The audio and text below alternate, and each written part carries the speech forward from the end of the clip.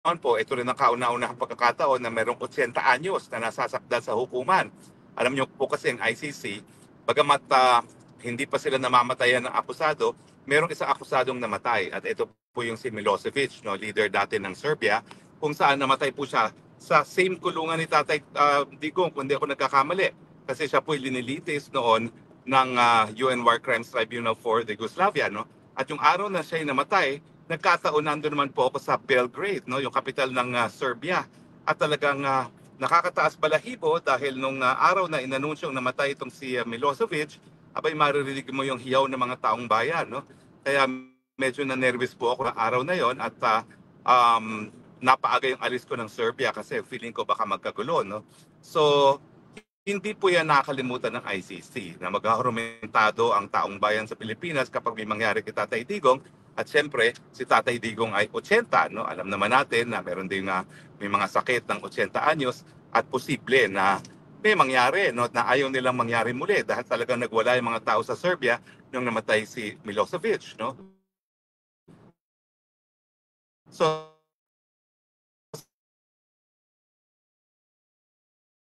at merong sakit. Now, marami nagsasabi, saan? Well, hindi pa po nila inaanunsyo kung saan. Bakit? Naintindihan naman po natin yan eh. Kasi kilala naman natin ang mga kulto ni Joma Sison at na nagsani puwersa na sa Dilawan, no? At saka sa mga loyalista. Kapag nalaman nila kung saan yan, ako, magle-letter writing campaign na naman yan. Sisimulan na naman yung Hollander na nagpapakalat ng fake news palagi, no? Dahil dyan sila magaling, no? Sa mga letter writing campaign para tutulan. Kaya intindihin niyo na lang kung bakit redacted or hindi inaanunsyo sa publiko yung bansa na tumanggap na sa kanya. Pero emphasize ko lang po, hindi yan Malaysia. Bagamat nanggaling doon si Inday Sara, ang speculation is doon nga magpapaprovision ng liberty si Tatay Digong. Hindi po. Kasi kinakailangan, unang-una, miyembro pa siya ng ICC para meron siyang katungkulan na ipatupad kung ano may mga kondisyones na i-impose ng korte para sa provisional release, no? At siyempre, kung siya na may isang hindi na miyembro ng ICC o hindi miyembro ng ICC, walang dahilan para tumupad sa katungkulan yung bansa na tatanggap kay Tatay Digong.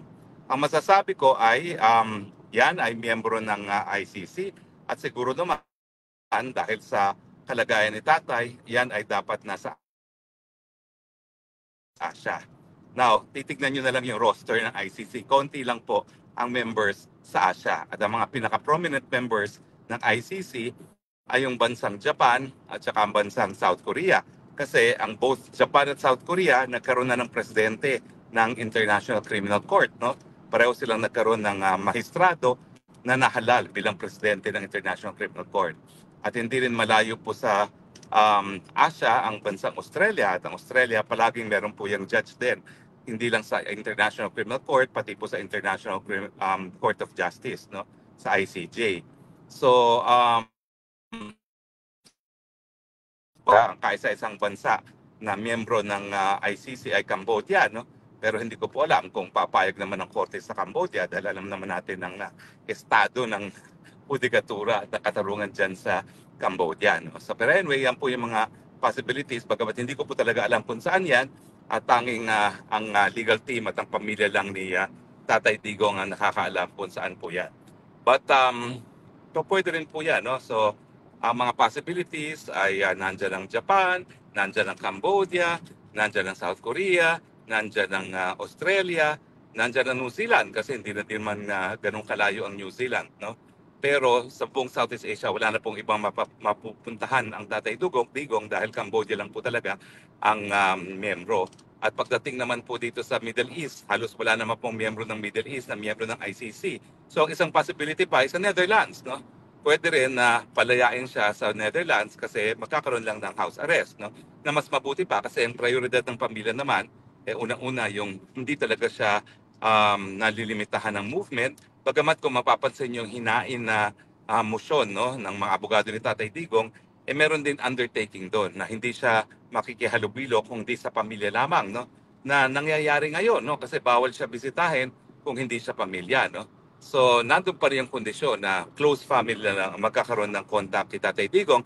Bagamat I'm sure he will appreciate na hindi siya nasa kulungan. Bagamat yung kulungan po niya ngayon modern, wala ng rehas. So yung ating kasabihan na humahalik sa rehas, wala pong ganun kay Tatay Digong dahil walang rehas ang kanilang mga kwarto. Bagamat, limitado talaga ang kanilang movement.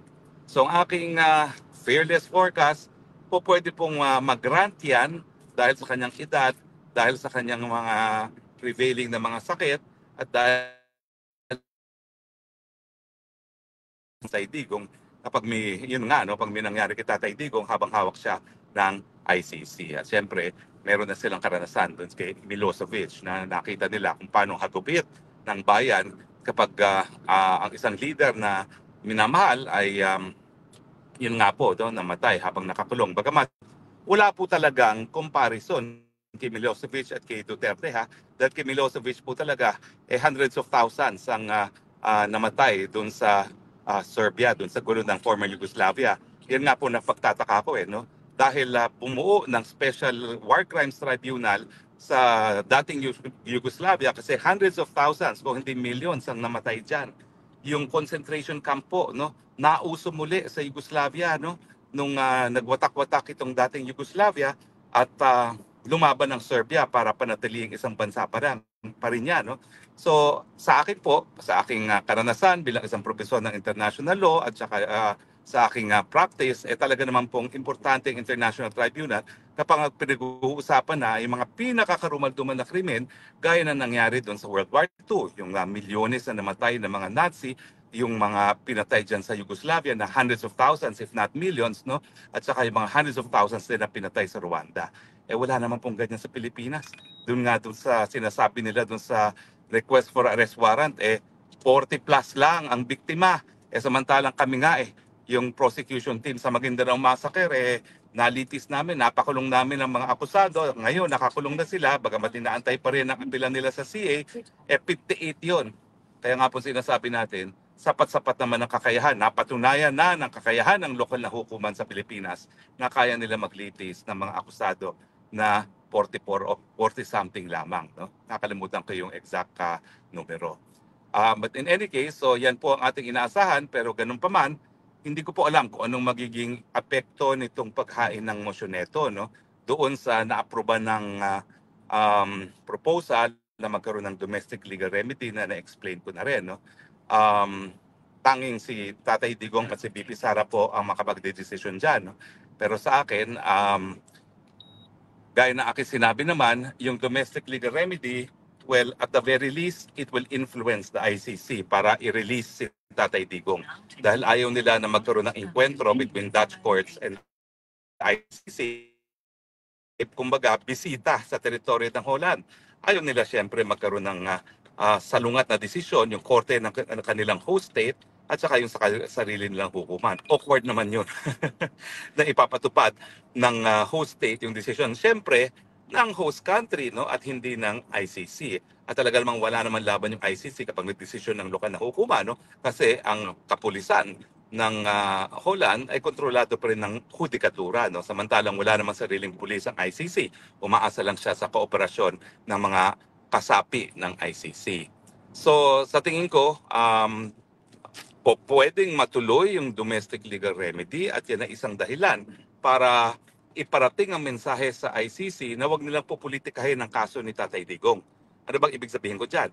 Kasi talagang papasok pong politika dyan dahil sa katunayan na wala na po talagang ibang kasong linilitis itong ICC kundi si Tatay Digong. Ibig sabihin, yung sweldo ng mga WES, ng mga investigators, ng mga court personnel, lahat po yan ay po pwedeng malagay sa abirya dahil kung wala ng kasong linilitis, bakit pa magko-contribute yung mga iba't ibang bansa para sa operasyon ng hukuman? Hindi po mura ang operasyon ng hukuman. Parang 144 million euros kada isang taon po ang budget ng ICC na wala namang kasong linilitis kundi si Tatay Digong. At dyan po ako nagkakaroon ng alinlangan kasi baka nga sa kagustuhan nila na matuloy-tuloy ang kanilang sahod na 144 million kada taon ay ituloy nila yung paglilitis kay Tatay Digong. No? Well, ang aking forecast nga is baka mabigyan ng provisional liberty si Tatay Digong pero baka i-dismiss yung ating motion to dismiss on the basis of lack of jurisdiction.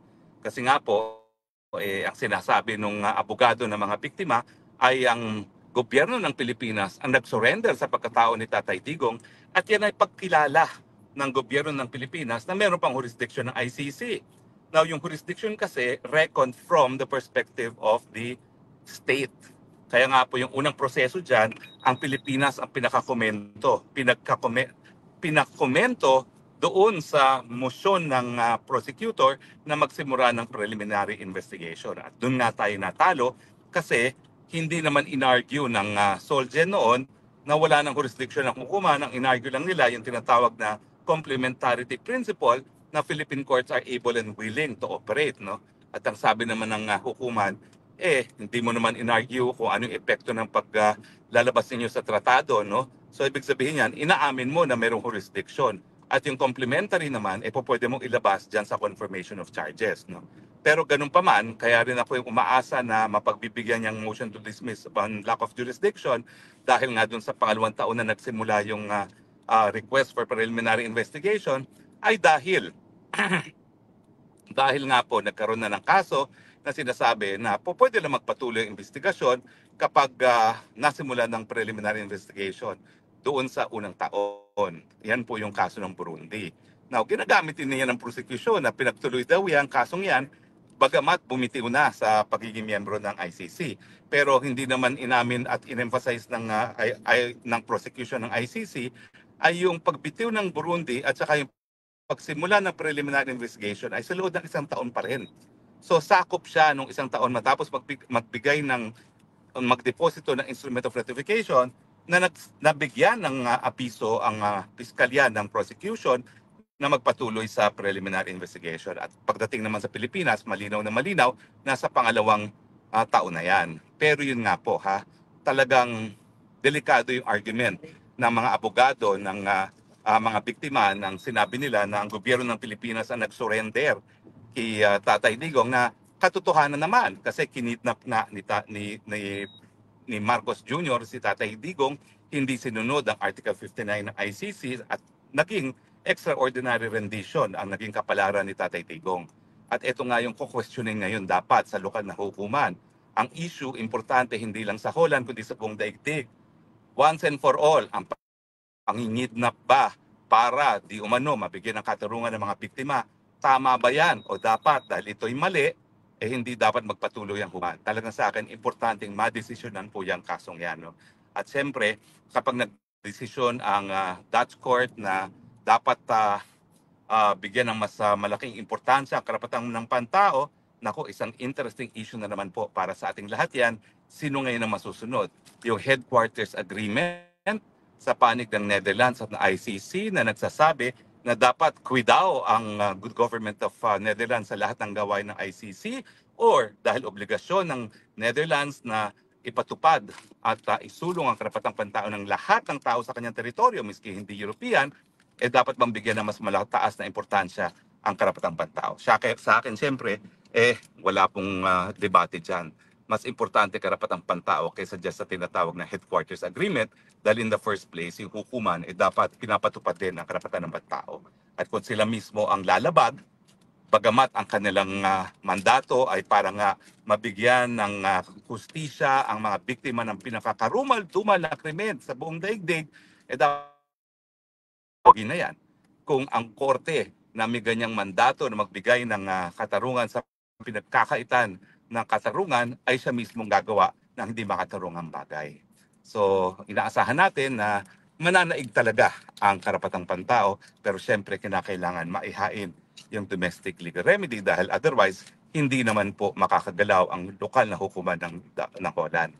Kaya nga po kahapon at maraming salamat po sa lahat ng mga sumuporta dito sa tagumpay na selebrasyon ng Araw ng Kalayaan para kay Tatay Digong dito po sa Dahig. Maraming salamat po sa lahat ng punta. Maraming salamat po sa lahat ng nag-volunteer. Maraming salamat kay aking partner, super duo Maharlika at ang kanyang team from LA. Okay, si Madam Elena, si Norly at saka umalis na si Roland pero tumulong din, no? At lahat at si Makabaya, no, si Jessica. Ito po yung talaga yung mga responsable. At ating mga DJ, galing-galing po, libre po yung aming DJ at sound system, ha? Oo. At saka yung mga pinakamalalaking delegasyon, naku, bus-bus po, mga nanggaling sa UK, 10 biyahe. Yung mga nagbiyahe sa Paris, alam niyo ba, yung bus ng mga taga Paris, mga 15 sa kanila, alas 10 pa, natapos na kami alas 5, nagpunta kami sa street hanggang alas 6. Naku, para silang sardinas po doon sa maliit kong tinitirahan, no? Pasensya na po kayo, no? At hindi tayo handa, kaya sana naman walang nagutom doon, bagamat may mga baon daw sila, no? Pero hindi ko na po sila nahaian, no? Sa food. Lahat Very nag-volunteer po ng food, maraming salamat. At lahat Yung po mga nung performers, naku, ang Naku, gagaling po ng galing. performers, parang lahat sila wala professional. pambayad sa Oo, performers. parang Pero nagkaroon tayo. Ayan, nakikita nyo naman si Madam, ang Yes. ating Dragon Lady. Ayan na, joint broadcast na ito. Joint broadcast tayo. Ay napakagaling po ng ating mga talento talaga, mga Pilipino, no? Para Totoo. talaga silang meron kaming professional band. Naku, talagang non-stop po ang professional band namin at non-stop ang naging dancing. Alam niyo pong importante dyan na nagkaroon tayo ng pagkakaisa dahil nga sa mga darating na araw, lalong-lalo na kung matutuloy itong resort to domestic legal remedy, ang dapat na iparating na mensahe, June ng UK. June Degamo, thank you. Napakaganda ng boses. Si Lucky Char. Siyempre, sino ba ito? Yung taga-Hague na kumanta. Si Venus. Kasi yan ang stage name niya. Ibang pangalan niya sa akin, sa kanyang stage name na Venus, no? O, siyempre. But anyway, ang importansya na nagkaisa po talaga ngayon ng mga tao sa Hague at saka sa Europa dahil ang magiging sigaw na ngayon ng mga Pilipino sa Europa ay palayain pa rin si Tatay Digong, pero ito'y nakadirekta na sa gobyerno ng Netherlands. Kasi useless namang idirekta mo yan sa ICC eh. Kasi ang desisyon ng ICC, ibabase pa rin sa mga gawain ng abogado at mga pleadings at mga ebidensya.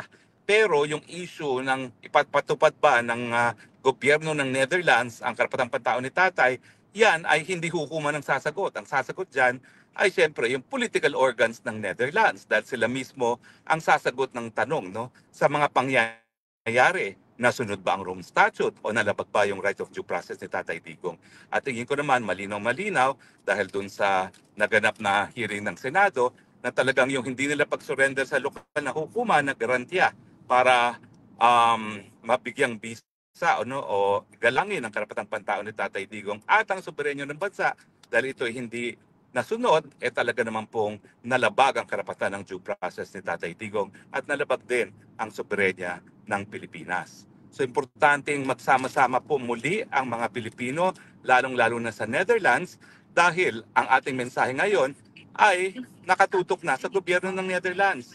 Nakakulong po ang Tatay Digong sa teritoryo nyo, sa inyong kulungan, at siya naman po inadala sa kulungan na yan dahil ang sumundo sa kanya sa airport ng Rotterdam ay personnel ng Netherlands, ambulansya ng Netherlands, una siyang dinala sa ospital ng Netherlands at kinulong sa kulungan ng Netherlands. So talagang ang responsibilidad para itaguyod ang pantao ng Tatay Digong, hindi naman yan nakasalalay sa ICC, yan ay nakasalalay mismo sa gobyerno ng Netherlands. So wag na po tayo magwatak-watak, mga Pilipino, lalong-lalo na sa Netherlands, ha? Dahil kinakailangan solid ang boses natin. At hindi na nga po sapat na tayo nagtitipon-tipon dyan lang sa Duterte Street. Kinakailangan magtipon-tipon na tayo sa labas ng hukuman ng District Court na siyang magbibigay at magpoprotekta sa karapatang pantao ni Tatay Digong dahil hindi nga po yan poder ng ICC. Nakakalungkot po, no, na kaya bumuo ng ICC para yung mga karumal-dumal na krimen na lumalabag sa karapatang pantao ay maparusahan.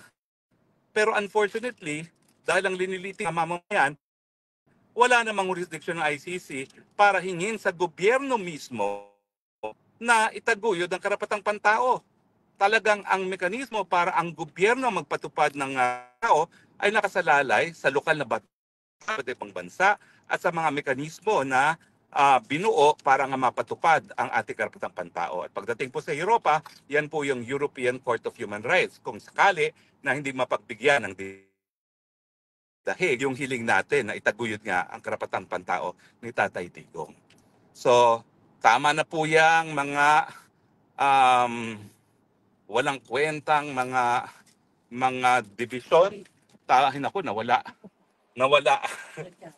Nawala. Ayan, tama na po yan. Sorry po ha.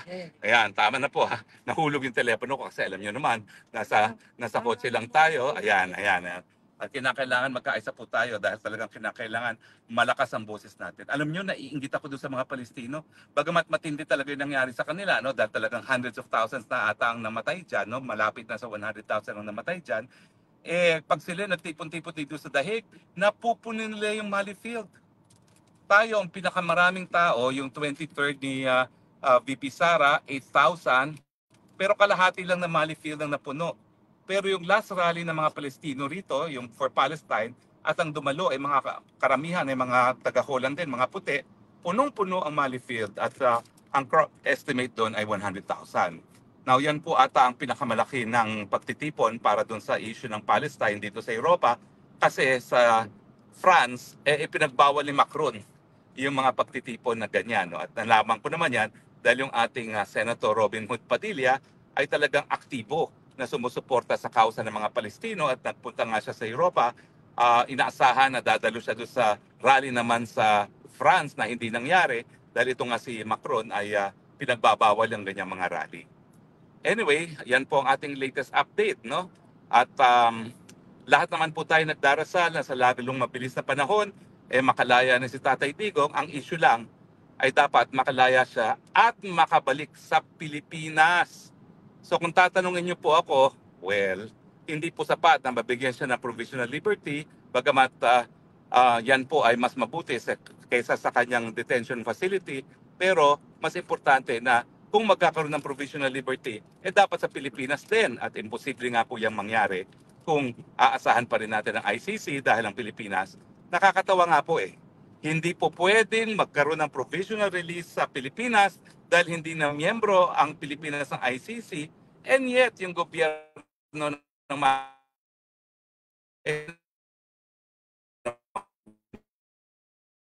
gender na patunay na kinikilala pa rin ng Pilipinas di umano yung obligasyon niya sa ilalim ng Rome Statute. Nakalokohan po kasi nangyari talaga politika, miski wala na pong obligasyon na makipagtulungan, abay inunahan pa ng Marcos Jr. yung ICC, wala namang hinihinging tulong. Alam niyo, pag sinasabing duty to cooperate, hihingi ka muna ng cooperation. Ito, wala pang hinihingi cooperation, sinurrender na labag pa yung proseso dahil hindi nga pinadaan sa lokal na hukuman. Kalokohan naman yan talaga, oo. But anyway, so inaasahan po natin na sa lalong mabilis na panahon, magkakaroon ng remedyo. Pero ang pinarating ko lang pong mensahe kay Ma'am Hanelet, lahat po'y ginagawa ng lahat para po sa lalong mabilis na panahon, siya'y makauwi dahil alam naming malungkot at talagang masama ang loob ni Tatay Digong na siya ay nakakulong sa isang dayuhang bansa at hinuhusgahan ng mga dayuhang mga maestrado, but also because mahal natin si Tatay Digong at nais natin siyang makapiling muli sa Pilipinas, lalong-lalo na yung mga taga Davao na naghalal sa kanya bilang alkate. Sa Tatay Digong, tuloy-tuloy po ang aming selebrasyon, hindi lang po ng Araw ng Kalayaan ng Pilipinas, kung hindi ang aming sigaw na dapat ikaw ay magkaroon na rin ng kalayaan at maibalik sa iyong inang bayang Pilipinas at syudad ng Davao. So at maraming salamat po ulit kay Christian. Ito po siya. Yan. Maraming salamat po, Presidente ng Maisog, Germany. Opo, maraming salamat po sa mga Maisog Europe, Maisog Germany, Maisog Netherlands, at saka siyempre mga DDS, mga original DDS, no? Well, pasensya na po ang mga kalaban ng DDS at saka ng Maisog, pero kinailangan pong panindigan namin ni Maharlika ang DDS at Maisog dahil sila naman po talaga ang sumusuporta kay Tatay Digong sa matagal ng panahon. Siyempre po, alam namin na mas marami nang sumusuporta ngayon kay Tatay Digong kaysa sa mga originals, pero hindi naman po ibig sabihin baliwalain mo na yung mga originals. Lalong-lalo na yung mga grupo naman gaya ng Maisog, bago rin naman yan. Natataglag naman yan ng Enero ng 2024. At yan po ay social movement para sa pagbabago, no? So lahat ng nagnanais sa pagbabago sa Pilipinas, dapat sumuporta nga dito sa Maisog, no? Dahil ngayon, ang mga pagsubok natin, talaga kinakailangan lahat tayo maging maisog, lahat tayo maging matapang.